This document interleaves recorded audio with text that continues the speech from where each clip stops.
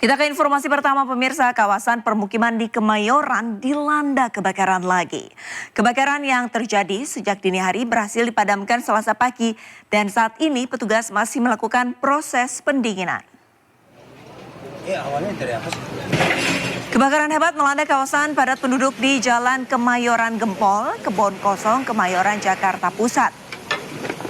Kebakaran terjadi pada Selasa dini hari dan api berhasil dikendalikan pada pukul 5 pagi waktu Indonesia Barat.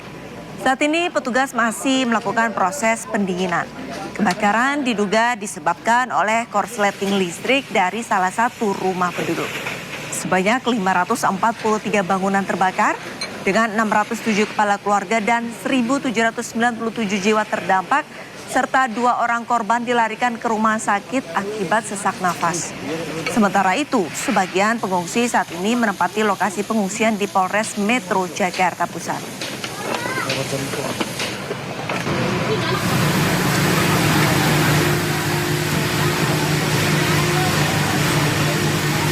Kebakaran di kawasan Gempol, Kemayoran terjadi sejak dini hari tadi pemirsa. Sedikitnya 29 unit mobil pemadam kebakaran beserta puluhan personel dikerahkan ke lokasi kejadian. Belum diketahui pasti penyebab kebakaran, namun dugaan sementara api berasal dari korsleting listrik di salah satu rumah warga.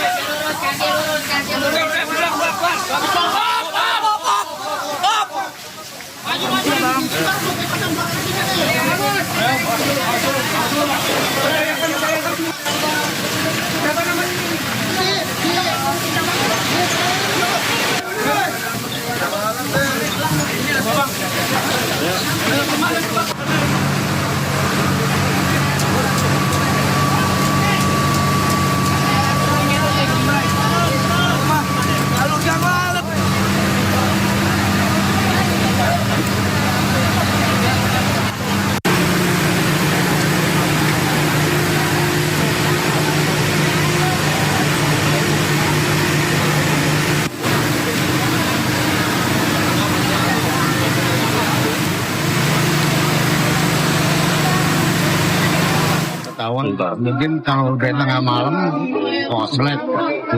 Oh, diduga korslet ya? Iya. Pak, ini rata-rata bangunannya Rumah kumuh. kalau materialnya rata-rata dari apa? Kayu atau Plek kayu semua. kayu semua, jadi gembangin nyambar ya. Kira-kira berapa RT nih Pak?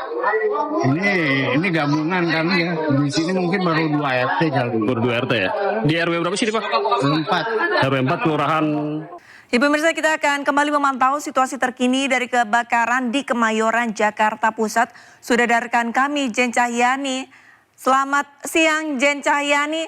Jen, untuk siang hari ini, untuk proses pencariannya seperti apa? Apakah sudah dilanjutkan kembali? Jen. Ya, selamat siang Arlista dan juga pemirsa. Kalau saat ini situasi di area kebakaran yang terjadi di kawasan padat penduduk di Kemayoran, Jakarta Pusat ya, saat ini saya bisa gambarkan kepada Anda pemirsa di rumah. Ini dia situasi di area kebakaran di mana saat ini dari warga terdampak masih ikut membantu melakukan pembersihan dan juga ada sebagian juga yang mengambil puing-puing bangunan mereka yang habis terbakar. Kalau bisa dilihat Arlista dan juga pemirsa, di sini masih ada sedikit terlihat asap sisa kebakaran yang terjadi pada semalam dini hari, sehingga saat ini masih dilakukan proses pendinginan dari pihak pemadam kebakaran karena masih adanya sisa asap dan ditakutkan masih ada api yang tersembunyi. Dan untuk jumlah rumah atau bangunan yang terbakar sendiri terdapat ada 543 bangunan yang terbakar, sehingga ini menyebabkan ada lebih dari 1.700 jiwa yang terdampak. Tadi kami juga mendapatkan informasi kalau ada 2 korban yang dilarikan ke rumah sakit karena mengalami sesak napas karena kekurangan oksigen pada saat kebakaran itu terjadi.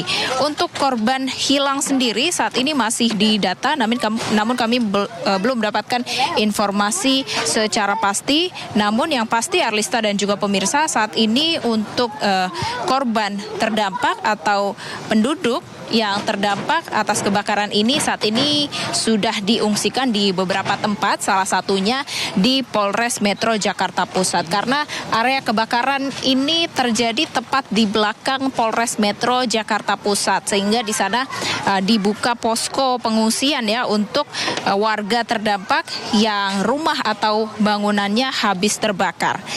Dan ini dia situasinya, Arlista dan juga pemirsa, sebagian warga terdampak dan juga warga sekitar membantu untuk melakukan pembersihan. Karena kalau dilihat di sini saat ini situasinya memang masih cukup berbahaya, masih banyak puing-puing bangunan yang mungkin roboh begitu karena habis terbakar, sehingga warga sekitar membantu untuk agar nantinya bahan-bahan atau puing-puing bangunan tersebut mudah untuk dibersihkan seperti itu. Dan ini dia ternyata memang habis terbakar ya, karena saat ini kami posisinya di tengah-tengah area padat penduduk ya, perumahan padat penduduk.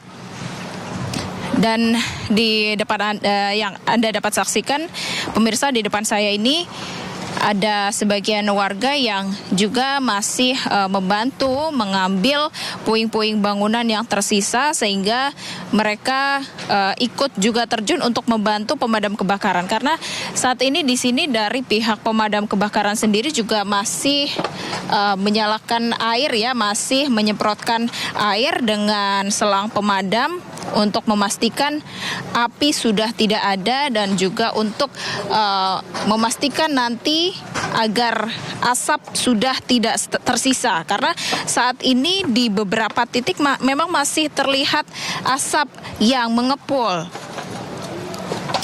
Dan untuk penyebab kebakaran sendiri tadi kami masih menggali informasi, namun belum ada informasi secara pasti. Diduga untuk penyebab kebakarannya sendiri karena ada korsleting listrik dari salah satu rumah warga yang ada di sini, sehingga ini menyebabkan berkobarnya api di kawasan Kemayoran, Jakarta Pusat yang terjadi pada sekitar pukul 1 dini hari tadi. Namun kalau kami dapat kulik lagi informasinya, memang tadi sekitar pukul 5 pagi api sudah dapat dikendalikan, kemudian dilanjutkan dengan proses pendinginan dari pihak pemadam kebakaran, melibatkan beberapa pihak tertentu juga yang kemudian membantu untuk melakukan proses pendinginan.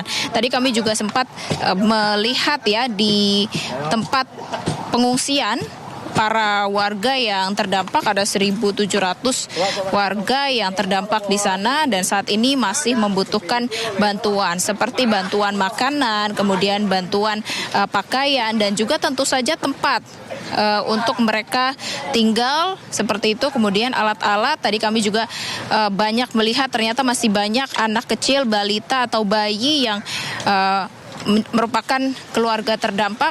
Tentunya mereka membutuhkan alat-alat bayi seperti popok dan juga alat-alat kebersihan lain yang mereka butuhkan, karena memang rumah mereka habis terbakar di sini, yang saat ini masih diungsikan salah satunya di kawasan Polres Metro Jakarta Pusat. Sementara itu Arlista, nanti kami akan update kembali bagaimana situasinya dan sudah berapa persen untuk proses pendinginan ini yang dilakukan oleh pemadam kebakaran. Saat ini kami masih belum dapat mengakses atau memberi informasi atau belum dapat mengajak dari pihak pemadam kebakaran, karena mereka masih melakukan proses pendinginan, sehingga nantinya diharapkan proses pendinginan dapat berlangsung dengan cepat dan dapat padam seutuhnya. Arlista. Jen Cahyani, tadi sudah Anda sampaikan bahwa proses pendinginan ini masih terjadi. Masih ada kepulan-kepulan asap ataupun dugaan titik api yang diduga nantinya jika belum dilakukan pendinginan secara sempurna akan memicu api kembali. Namun ini banyak warga yang sudah mulai mencari puing-puing barang berharga mereka. Apakah mereka tidak dilarang oleh petugas? Apakah tidak membahayakan warga, Jen?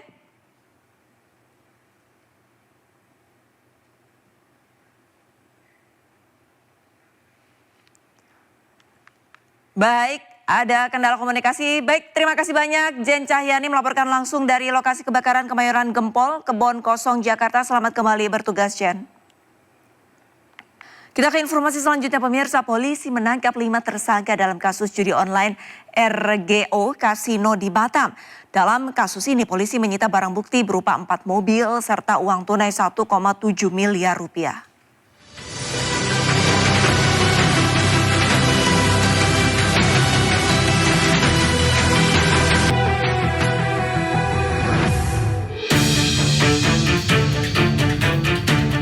Kelima tersangka kasus judi online RGO Kasino ini ditangkap polisi dari Direktorat Tindak Pidana Cyber Bareskrim Polri di wilayah Batam.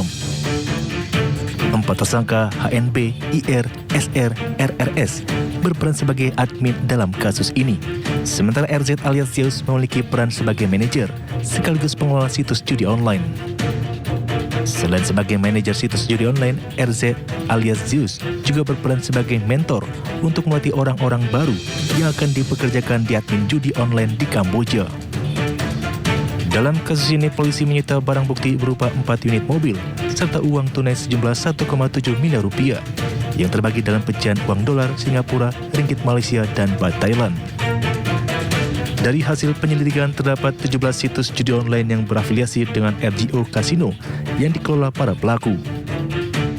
Hal ini terungkap dari temuan riwayat perjalanan dari paspor tersangka. Adapun peran tersangka Haji alias RZ ataupun Zeus sebagai manajer dari customer service website RGO Kasino dan memberikan gaji kepada tersangka lainnya serta mengendalikan 17 website judi online lainnya. Jadi ini 17 website ini terafiliasi dengan IP address yang sama.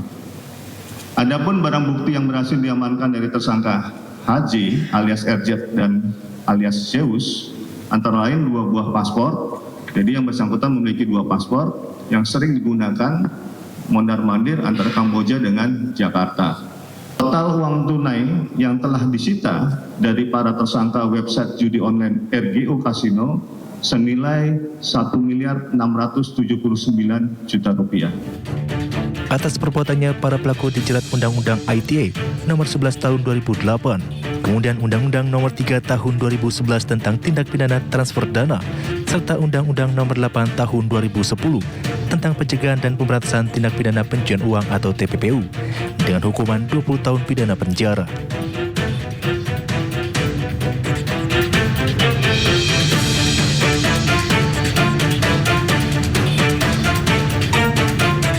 Pemirsa, keluarga Agustino, korban penembakan oknum kepolisian Kalimantan Barat tahun 2023 lalu, kembali melaporkan langsung ke Mabes Polri. Upaya ini dilakukan setelah kasus ini mandek sejak tahun 2023. Didampingi kuasa hukum Mayor TNI CHK Purnawirawan Marwan Iswandi, istri almarhum Agustino, korban kasus penembakan warga oleh oknum polisi di Kalimantan Barat tahun 2023, kembali melapor ke Mabes Polri. Laporan ini buntut dari penyelidikan yang mandek di Polres dan Polda Kalimantan Barat sejak tahun 2023. Pelaporan juga didasari dugaan korban dibunuh karena memiliki informasi bandar narkoba dan tambang ilegal di Kalimantan Barat. Serangkaian penyelidikan telah dilakukan, tetapi belum menemukan titik terang. Sebelumnya Agustino tewas ditembak oknum polisi pada April 2023 lalu. Penembakan dilakukan karena korban diduga berusaha menyerang anggota polisi saat terjadi pertikaian di depan rumah korban.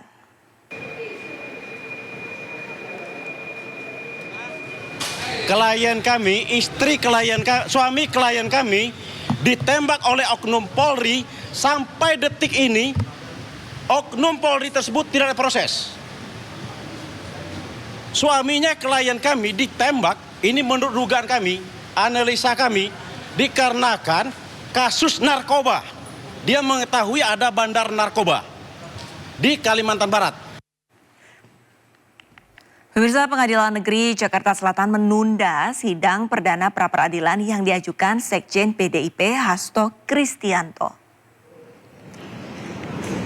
Sidang pra-peradilan sedianya digelar pukul 11 siang dengan Hakim Tunggal Juyamto. Sejumlah kuasa hukum Hasto Kristianto juga telah hadir di persidangan. Namun sidang diputuskan ditunda. Hasto Kristianto melalui tim kuasa hukumnya sebelumnya mengajukan pra-peradilan setelah ditetapkan sebagai tersangka kasus dugaan suap dan perintangan penyidikan Harun Masiku. Hasto bersama advokat PDIP Doni Tri Istiqomah ditetapkan sebagai tersangka oleh KPK akhir tahun lalu.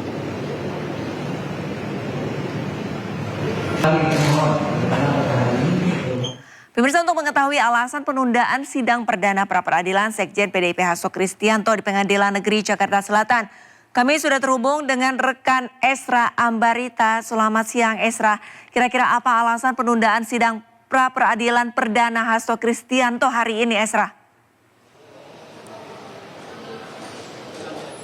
Ya, Arlista dan juga pemirsa, tadi berdasarkan diskusi maupun kesepakatan dari Hakim Tunggal maupun dari pihak pemohon, dalam hal ini adalah kuasa hukum dari Hasto Kristianto, menyepakati ini ada penundaan ini dikarenakan dari pihak KPK tidak menghadiri dari sidang pra-peradilan ini dan meminta kepada Hakim Tunggal untuk melakukan penundaan sementara waktu kurang lebih selama 3 pekan. Namun dari Hakim Tunggal akhirnya menyepakati ini ditunda selama 2 pekan dan nantinya sidang pra-peradilan ini akan dimulai nanti pada 5 Februari 2025. Nah, sebelum tadi masuk ke ruang persidangan, setelah ditunda, beberapa pernyataan yang cukup menarik tadi disampaikan bahwa sidang pra-peradilan ini dari kuasa hukum Hasto Kristianto menyampaikan adalah untuk menguji keabsahan sah atau tidaknya penetapan status tersangka dari Hasto Kristianto ini. Bahkan nanti katanya akan dihadirkan sejumlah ahli selama rangkaian dari sidang pra-peradilan ini dilakukan. Karena kalau kita ketahui sidang pra-peradilan ini seyogianya harus dilakukan selama 7 hari maksimal untuk melihat apakah nanti dari status ini sah atau tidaknya. Nah, tadi dari kuasa hukum dari pihak Hasto Kristianto juga menyampaikan beberapa hal penting dan berikut kita dengarkan langsung apa yang disampaikan oleh Ketua Penasihat Hukum dari Hasto Kristianto yakni Todung Mulya Lubis.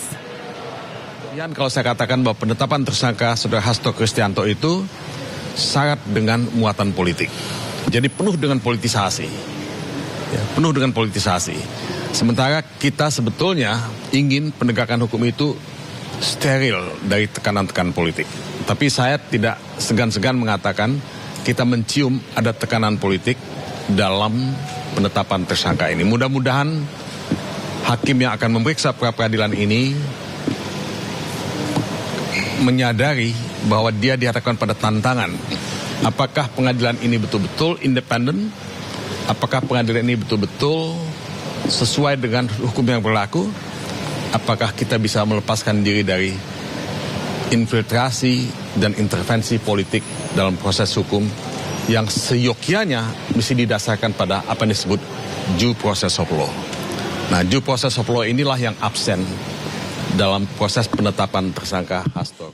Nah, kita akan tunggu bersama nantinya apakah Hakim Tunggal akan menyetujui dari materi yang disampaikan oleh pemohon atau justru menyetujui apa yang disampaikan oleh pihak termohon. Tentunya ini sepenuhnya menjadi hak dari pihak ataupun Hakim Tunggal. Nah, untuk diketahui pula bahwa Hasto Kristianto ditetapkan sebagai tersangka oleh KPK ini dengan 2 perkara, yakni adalah dugaan suap yang dilakukan bersama Harun Masiku, yakni untuk memuluskan langkah dari Harun Masiku untuk menjadi calon anggota legislatif di parlemen, dan yang kedua adalah terkait obstruction of justice. 2 hal maupun 2 ihwal tadi yang harus kita dengarkan nanti, kita lihat bersama apakah itu membuktikan bahwa Hasto akan ditetapkan sebagai tersangka atau berlanjut kasus hukumnya. Demikian Arlista yang bisa kami sampaikan dari Pengadilan Negeri Jakarta Selatan. Kembali ke Anda di studio.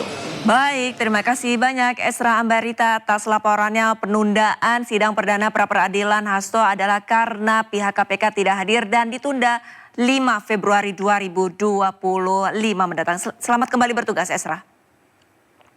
Sementara itu pemirsa, nama Neni Herlina ramai menjadi perbincangan usai dirinya diberhentikan mendadak dari posisinya sebagai ASN di Kementerian Pendidikan Tinggi, Sains dan Teknologi. Neni pun angkat suara melalui surat tentang insiden pengusiran dirinya oleh Menteri Dikti Saintek Satrio Sumantri Brojonegoro.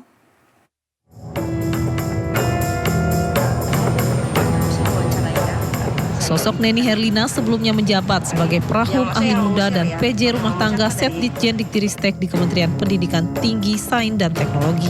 Namun pemecatan mendadak Neni telah memantik aksi demo para sejawatnya menuntut keadilan.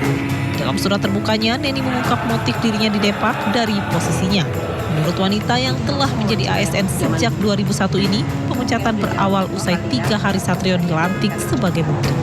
Diduga istri sang menteri meminta agar meja kerja suaminya diganti.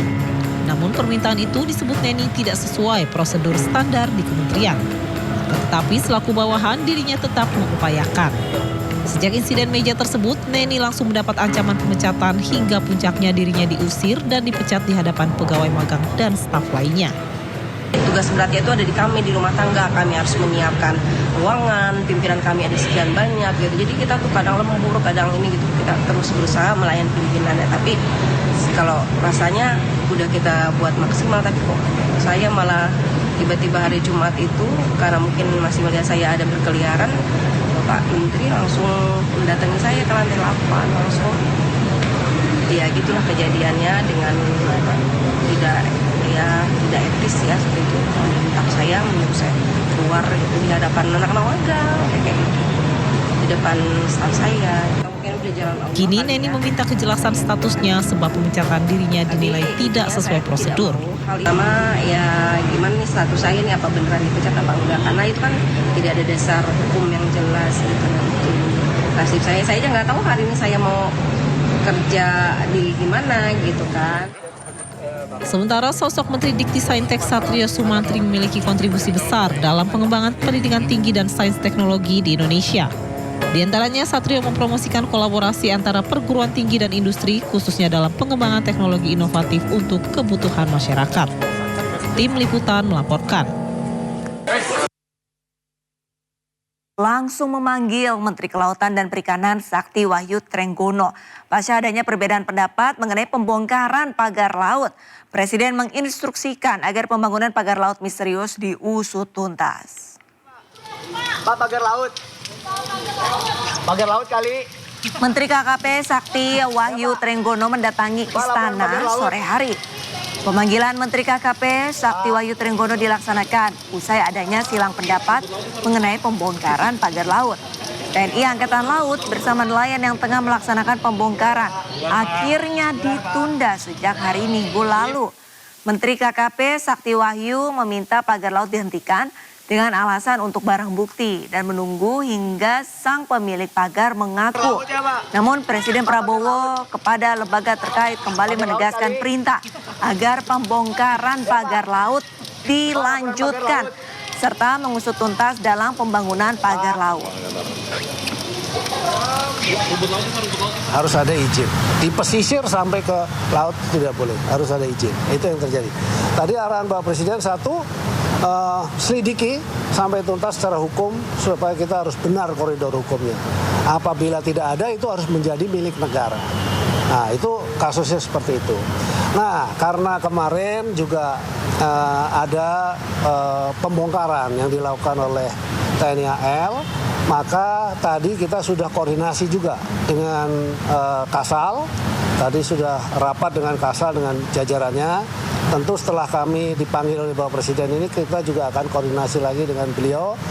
Dan kita sudah putuskan nanti hari Rabu kita akan berkumpul. Jadi tidak hanya TNI Angkatan Laut tetapi juga ya Bakamla juga kita ikutkan, terus Baharkam kita, karena gini nggak ada yang ngaku. Dulu pernah ada dari media mengatakan bahwa dari IDX Channel itu yang namanya Persatuan Nelayan Pantura gitu-gitu. Tapi kita panggil nggak ada yang datang tuh. Jadi tadi saya dapat laporan, tadi siang dapat laporan, katanya besok mau datang. Oh, alhamdulillah kalau mereka datang kita akan usut, jadi lebih mudah. Tapi intinya tadi saya laporkan begitu, apabila tidak itu menjadi haknya negara, karena itu udah pasti terjadi abrasi-abrasi. Pemirsa, kisru kepemilikan pagar laut ilegal belum juga menemui titik terang. Dan teranyar pemirsa, Menteri Kelautan dan Perikanan sepakat untuk melanjutkan proses pembongkaran Rabu. Tidak hanya menyoal pada pembongkaran, namun kini perhatian publik mengarah pada isu kepemilikan lahan lengkap dengan sertifikatnya.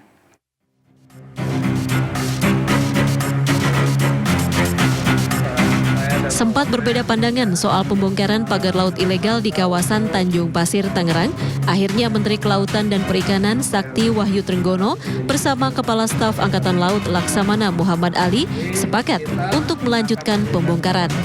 Pembongkaran dilakukan demi menjaga laut Indonesia.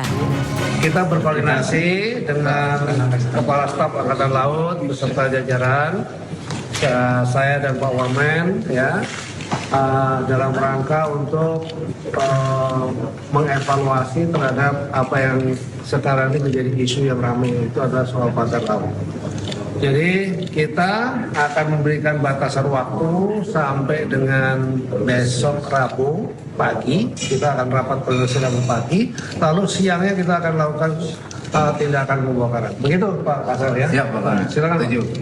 Jadi pagi ini kami bersama Pak Menteri dengan Pak Wamen melaksanakan evaluasi bagaimana cara yang baik, yang aman, yang cepat dan praktis untuk bisa mempercepat membantu kesulitan masyarakat nelayan. Karena itu instruksi dari Bapak Presiden kan, TNI harus bisa membantu kesulitan masyarakat. Keduanya akan berkoordinasi untuk proses pembongkaran secara bertahap setelah evaluasi dilakukan untuk kelancaran aktivitas nelayan yang terdampak. Sementara itu, di tengah kesepakatan tersebut beredar video oknum kepala desa yang diduga menjadi dalang pemasangan pagar bambu misterius di Laut Pesisir Kabupaten Tangerang, Banten.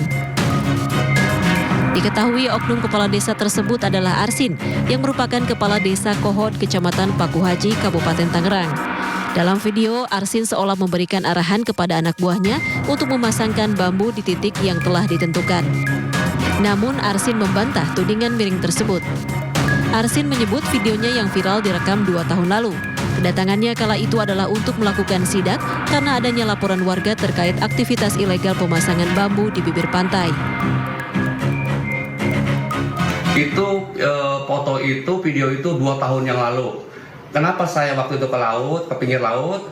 Jadi ada beberapa RT, RW dan wakil kepala kuli desa Kohot itu datang ke rumah, bilang katanya ada yang masang bambu. Tujuannya itu soalnya yang kerja banyak, dia pengen kerja juga. Akhirnya saya begitu ada siang waktu, saya datang ke sana. Kurang lebih saya sidak lah. Kenapa? Sebagai kepala desa, saya harus tahu apa yang terjadi di desa saya. Ketika nanti ada yang mempertanyakan, jawaban tidak tahu itu bukan jawaban seorang kepala desa. Akhirnya saya ke sana, saya lihat benar, saya bilang ini ada apa Pak? Saya mau masang-masang bambu. Saya masang bambu, dia bilang saya ngebatasin tanah saya. Oh dasarnya apa? Ada gambar ukurnya dari BPN. Oh iya. Akhirnya saya nunjuk-nunjuk batas mana gitu. Itu tangan saya itu seperti itu. Tidak berhenti sampai di situ, kisruh pagar laut ilegal juga menyoal pada kepemilikan lahan. Di tengah bola panas tersebut, Menteri Agraria dan Tata Ruang, Kepala Badan Pertanahan Nasional Nusron Wahid akhirnya buka suara, sekaligus membenarkan pagar laut sepanjang 30 km lebih di perairan Tangerang telah memiliki sertifikat hak guna bangunan dan sertifikat hak milik.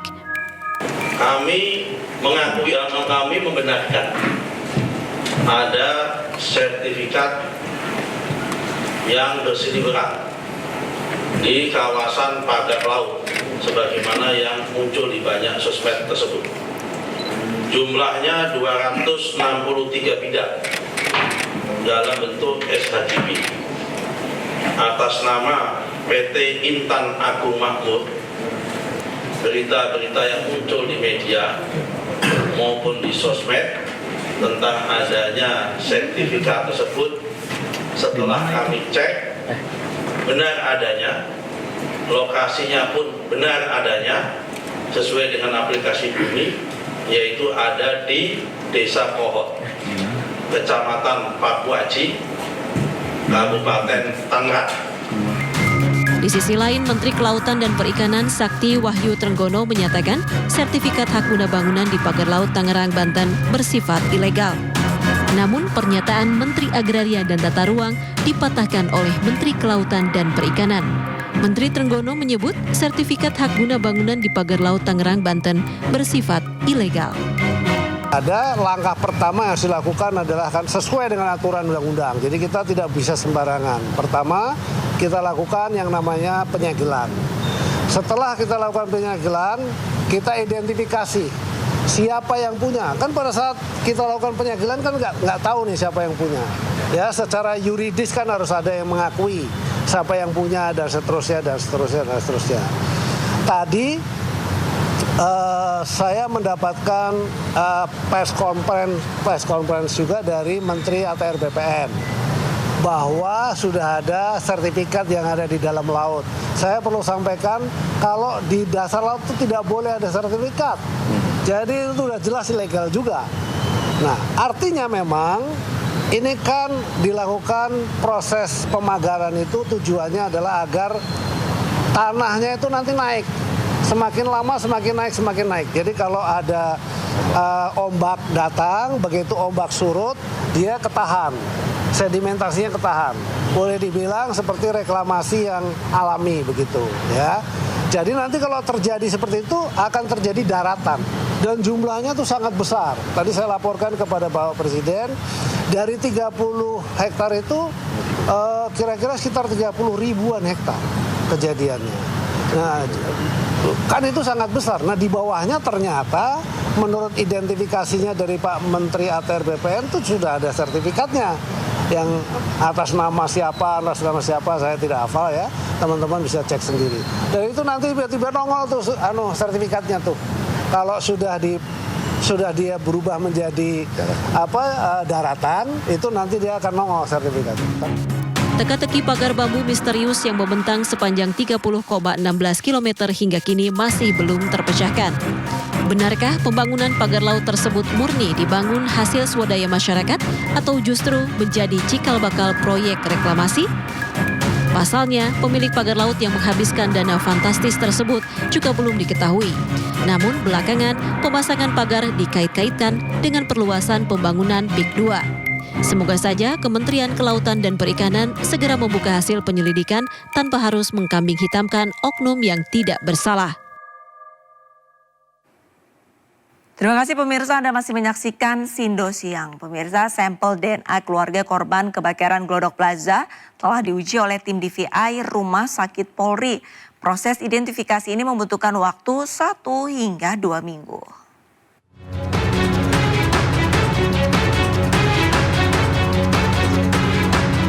Tim DVI Rumah Sakit Polri telah mengambil 13 sampel DNA milik keluarga korban kebakaran Glodok Plaza. Sampel ini digunakan untuk proses identifikasi jenazah korban yang telah diterima oleh Rumah Sakit Polri Kramat Jati.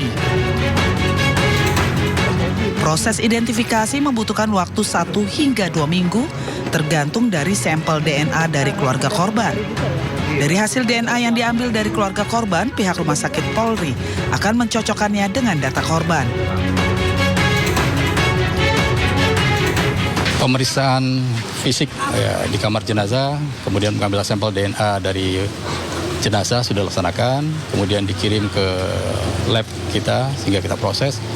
Kemudian keluarga korban juga telah memberikan data-data tentang orang yang dinyatakan hilang. Dan dari mereka kita ambil juga sampel DNA-nya. Dan semuanya yang setelah kita ambil, kita proses di lab laboratorium DNA Puskesmas Polri. Seperti yang saya berulang-ulang sampaikan bahwa normalnya itu 1-2 minggu. Namun bisa saja lebih cepat, bisa saja lebih lambat ya. Tergantung dari kapasitas kemampuan dari lab kita ya. Sementara itu pihak Rumah Sakit Polri mengungkapkan tidak menutup kemungkinan terjadinya pengulangan untuk mendapatkan hasil DNA yang valid. Hal ini lantaran kondisi sampel DNA yang diambil dari tubuh korban tidak ideal. Namun tim DVI dari Rumah Sakit Polri telah mengambil sampel DNA dari seluruh jenazah ataupun bagian tubuh jenazah yang ada untuk diidentifikasi. Dari Jakarta, tim liputan iNews melaporkan. Pemirsa, pihak Rumah Sakit Polri harus mengulang kembali tes DNA demi mendapatkan hasil DNA yang valid dalam mengidentifikasi korban kebakaran Glodok Plaza Jakarta. Dan seperti apa update dari identifikasi korban tersebut, sudah ada rekan kami Camar Henda langsung dari Rumah Sakit Polri Jakarta. Selamat siang Camar. Camar, silakan dengan laporan Anda bagaimana petugas ini kembali menguji ataupun mengambil sampel DNA untuk menghasilkan hasil yang valid. Camar. Ya Arista, benar sekali seperti yang Anda sampaikan, siang hari ini saya sudah berada di Rumah Sakit Polri Kramat Jati Jakarta Timur, yang mana memang ada kesulitan yang dihadapi oleh pihak rumah sakit, diantaranya adalah mengidentifikasi DNA dari jenazah yang ditemukan. Dari 8 kantung jenazah sampai dengan saat ini sudah ada 2 jenazah yang teridentifikasi, yakni merupakan perempuan. Dan ini diambil dari 22 sampel yang sudah hadir di Rumah Sakit Polri Kramat Jati. Kemudian ini juga merupakan identifikasi yang berasal dari data postmortem beserta dengan 14 keluarga. Karena kemarin seperti diketahui bahwasanya ada 14 orang hilang dan saat ini masih dilakukan proses identifikasi dan juga pencarian. Seperti yang disampaikan oleh rekan-rekan sebelumnya, bahwa di Rumah Sakit Polri Kramat Jati sampai dengan saat ini masih terus menunggu kehadiran dari kantung-kantung jenazah, di mana untuk proses pencarian jenazah sampai dengan saat ini masih terus dilakukan di Plaza Glodok. Arlista dan juga pemirsa, selain dari informasi 2 jenazah yang teridentifikasi sebagai perempuan, ada juga 6 jenazah yang teridentifikasi ini merupakan ataupun 6 orang hilang yang teridentifikasi merupakan kru pesawat. Hingga dengan saat ini Pusdokes Polri Kramat Jati ini sudah bersurat ke Badan Kesehatan Penerbangan untuk bisa mencari dan juga mengidentifikasi riwayat kesehatan dan juga DNA dari masing-masing kru pesawat tersebut, sehingga nantinya akan ada pencocokan yang dilakukan. Kemudian dari kesulitan yang tadi sempat disampaikan di awal, Arlista, Anda bisa bayangkan bahwa kesulitannya terjadi pada hasil ataupun juga rupa dari jenazah yang sudah hampir menjadi abu. Bahkan dari keterangan teman-teman yang melaporkan langsung dari Plaza Glodok, bahwasanya abu dari jenazah ini juga bercampur bersama dengan reruntuhan ataupun juga puing-puing dari kebakaran, sehingga memang perlu dilakukan proses identifikasi yang tidak sebentar, yang sempat Anda sampaikan tadi Arista 1 sampai 2 minggu yang dibutuhkan untuk bisa mengidentifikasi, dikarenakan satu kantung jenazah mungkin saja terdiri dari beberapa bagian ataupun juga potongan tubuh lebih dari 1 orang. Kemudian juga RS Polri saat ini juga melakukan cek TKP untuk memperlihatkan ataupun juga mengidentifikasi bagaimana SOP yang dilakukan untuk proses pengamanan dan juga penyelamatan, dikarenakan ada lebih sekitar dari 9 orang yang berhasil pada saat kejadian kebakaran yang hebat tersebut ini berhasil untuk dievakuasi dan juga selamat. Arlista, sampai dengan saat ini tentunya kita berdoa dan juga berharap bahwasanya proses identifikasi bisa dilakukan dan juga keluarga yang ditinggalkan bisa diberikan ketabahan. Arlista, kembali ke Anda. Baik, terima kasih banyak atas laporannya Camar Henda, dan sama-sama kita doakan 6 dari 8 kantong jenazah ini segera bisa diidentifikasi agar bisa langsung dikembalikan oleh keluarganya. Terima kasih banyak Camar, selamat kembali bertugas. Pemirsa, berdasarkan survei Litbang Kompas, tingkat kepuasan publik terhadap kinerja 100 hari pemerintahan Prabowo Subianto dan Gibran Rakabuming Raka mencapai 80,9%.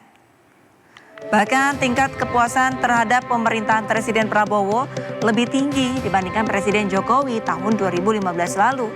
Dari 1.000 responden secara asak, 80,9% mengaku puas dengan kinerja Prabowo Gibran. Sementara sebanyak 19,1% responden ini menyatakan tidak puas terhadap kerja Prabowo Gibran. Tidak hanya itu, tingkat keyakinan publik terhadap pemerintahan Presiden Prabowo dan Wapres Gibran juga tinggi, yakni 89,4%. Sementara respon yang tidak yakin sebesar 10,6%.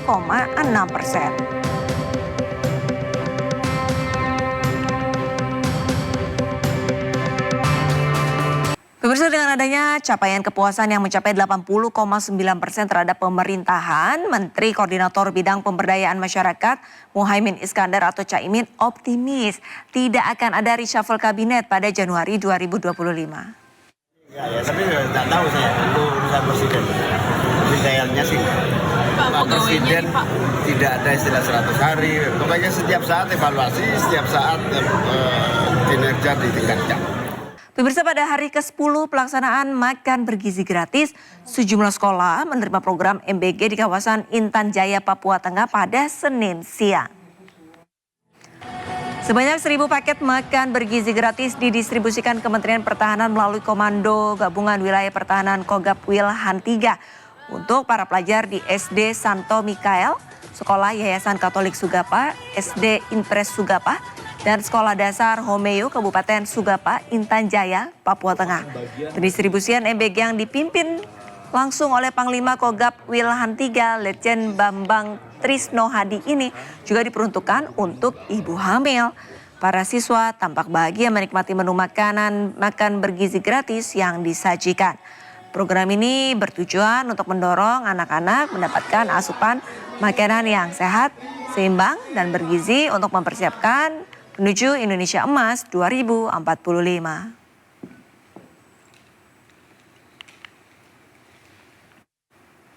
Pemirsa, Wakil Presiden Republik Indonesia Gibran Rakabuming Raka meninjau langsung pelaksanaan program makan bergizi gratis di SMA Negeri 60 Jakarta. Gibran berbincang langsung dengan siswa untuk menanyakan tanggapan para siswa atas menu yang disajikan.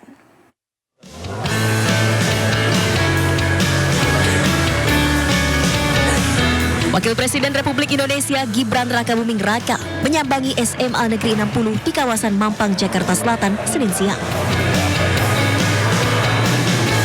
Kedatangan Gibran untuk meninjau langsung pelaksanaan program makan bergizi gratis yang tengah dinikmati siswa di dalam kelas.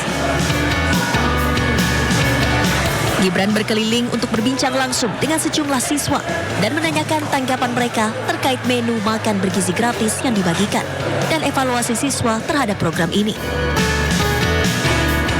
Enak, tadi kita dapat ikan, terus dapat cheese, ada sama semangka. Yang buat ada semangka. Ada semangka ya. Terus kedatangan Pak Wapres di sini senang nggak? Senang banget, ini kita mau pamer. Langsung tadi Pak Wapres langsung masuk ke kelas-kelas, jadi nggak ke ruang saya Mbak, ya suka kelas-kelas, kemudian dia langsung meninjau karena anak-anak, kemudian dia tanyakan kira-kira menurut kamu bagaimana ini, gitu, apakah kamu ada pesanan apa, dapat makanan, ada yang teriak rendang dong Pak, gitu, ada juga kok susunya belum ada, gitu.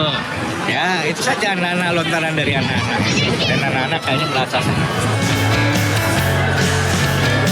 Program makan bergizi gratis di SMA Negeri 60 Jakarta ini telah berjalan selama sepekan dan disambut positif oleh siswa. Dari Jakarta, Helmi Sajangbati, iNews melaporkan.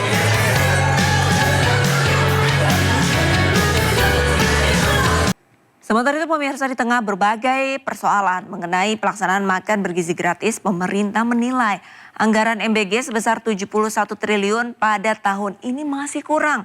Badan Gizi Nasional menegaskan pihaknya perlu ada tambahan anggaran 100 triliun rupiah untuk menyasar 82,9 juta penerima manfaat MBG di tahun ini.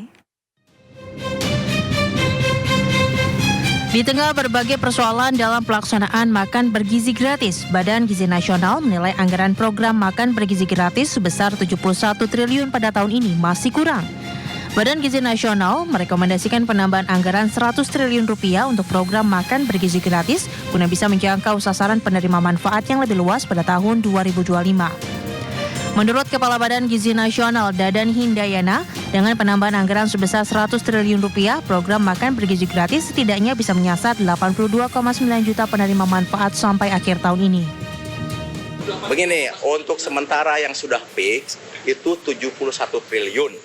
Ya, itu kalau tidak ada penambahan, maka akan mencapai 15 sampai 17,5 juta penerima manfaat.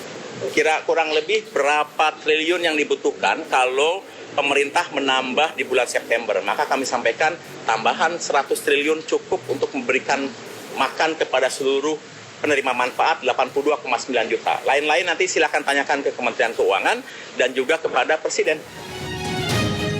Seperti diketahui, Badan Gizi Nasional telah melaksanakan program makan bergizi gratis di 31 provinsi dengan total 238 satuan pelayanan pemenuhan gizi yang bertugas menyediakan makanan untuk 650.000 penerima manfaat.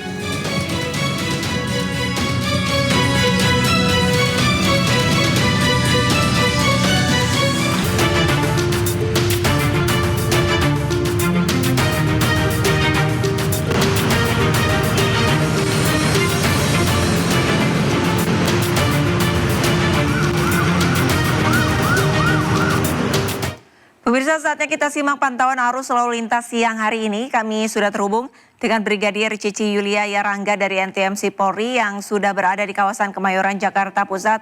Selamat siang Brigadir Cici, bagaimana pantauan arus lalu lintas dari lokasi Anda melapor saat ini? Ya, baik, terima kasih Arlista. Pemirsa, mari kita update bersama perkembangan arus lalu lintas menjelang jam makan siang.